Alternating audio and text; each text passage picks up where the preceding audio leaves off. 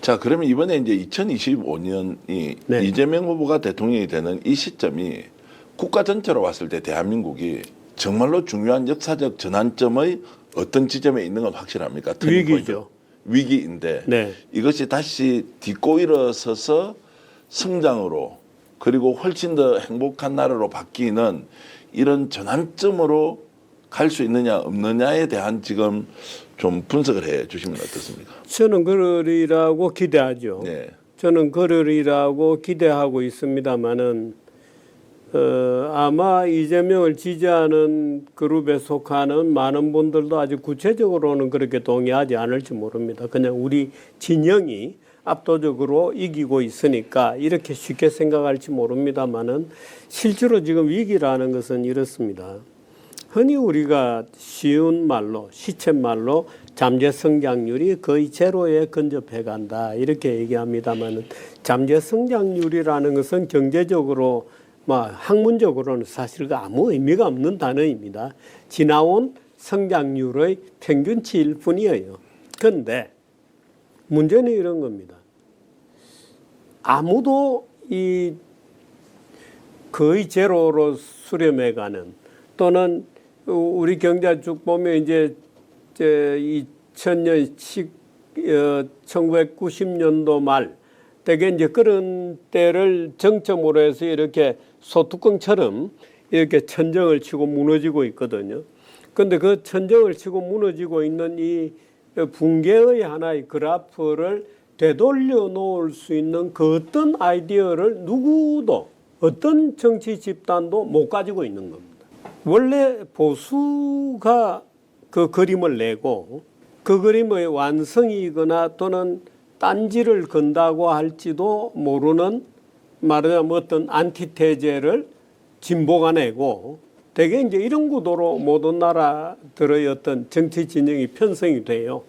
그런데 우리 같은 경우에 지금 최근 수년 동안에 보수 진영이 소위 그 국민들을 자유롭고 번영된 사회로 이끌어갈 수 있는 어떤 비전도 못 내고 있는 거예요. 오히려 금판사들이 나와가지고 세상의 헤게모니를 들어쥐고 마치 우리 조선시대의 양반들이 지배하는 정말 퇴로도 없고 성장도 없고 완전히 하나의 그 고정된 어제와 오늘이 전혀 다를 게 없는 가난한 반복적인 삶을 누리는 조선시대가 그랬던 것처럼 지배계급이 서서히 출현하고 있는 것 같고 그러니까 뭐 의사가 되었다든지 또는 판사가 되었다든지 또는 정치 일선에 너무도 깊숙이 들어와 있는 검사 집단이 말하자면 또 기소권의 남용, 자의적인 기소권을 무기로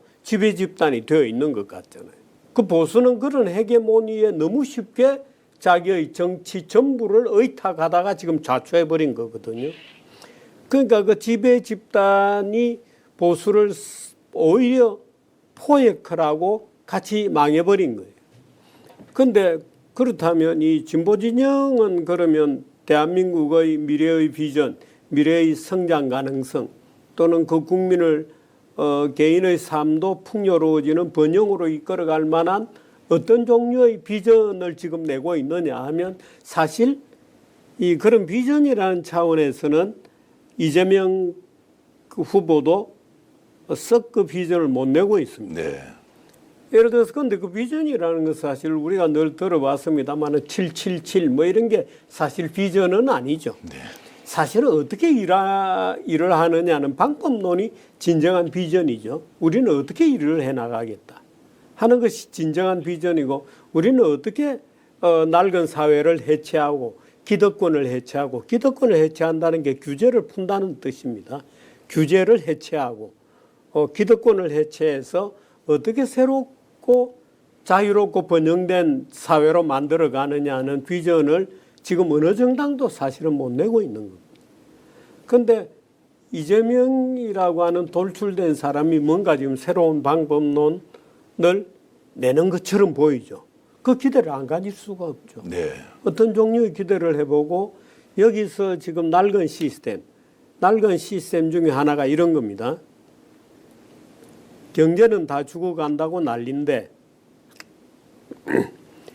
정부 각 부처의 산하기관, 공기업, 공공기관, 그 밑에 공기업, 무슨 협회 등등등에서 이 조직들이 지난 30년 이상을 계속 꾸역꾸역 안 보는 자리에서 만들어지고 정부 모든 부처들은 그 밑에다가 이 국회를 속여가지고 국회의원들이 잘 모르니까 국회를 속여가지고 각종 기금들을 만들어내고 하면서 정부가 어마어마하게 방만해졌거든요. 저는 아마 이재명 대통령이 되셔가지고 5년 내내 자르고 또 잘라도 15,000개의 일은 어마어마한 군살, 비대증을 정리를 못할 거라고 봅니다. 15,000개나 있습니까? 네. 거기에 그러면 국가 예산이 계속 들어가서 월급을 주고 있는데 그럼요. 보조금이 들어가고 엄청난 게 들어가고 그런 것들이 또 다 규제를 안고 있습니다. 규제 권력을 예. 부분적으로 나뉘어 갖고 있습니다. 그러니까 그런 것들이 민간 경제의 성장을 발목을 잡고 규제 천국을 만들죠. 예. 예를 들어서 우리 동사무소 가서 사실 동사무소 전국에 동사무소 없어도 되거든요. 네. 그 인터넷으로 다 떼면 되잖아요. 저는 그런 생각도 했습니다. 동사무소를 민간 위탁 하면 훨씬 더 좋을 건데 이런 생각도 저는 아니 사실 아예 해봤는데 없어도 됩니다. 없어도 된다는 말씀. 그런데 못 하고 있는 거죠. 예. 그래서 사실은 이 규제 완화라는 것은 기득권 해체하고 똑같습니다. 그런데 우리는 이제 큰 기득권은 보이는데 숨겨진 기득권은 우리가 잘 모르죠. 네. 그런데 이번에 이제 참 신은 자비로워서 저는 종교인이 아닙니다만 네. 신은 참 자비로워서 국힘당이 망하는 과정에서 우리 사회 모든 문제를 다 드러내 보여줬죠. 네.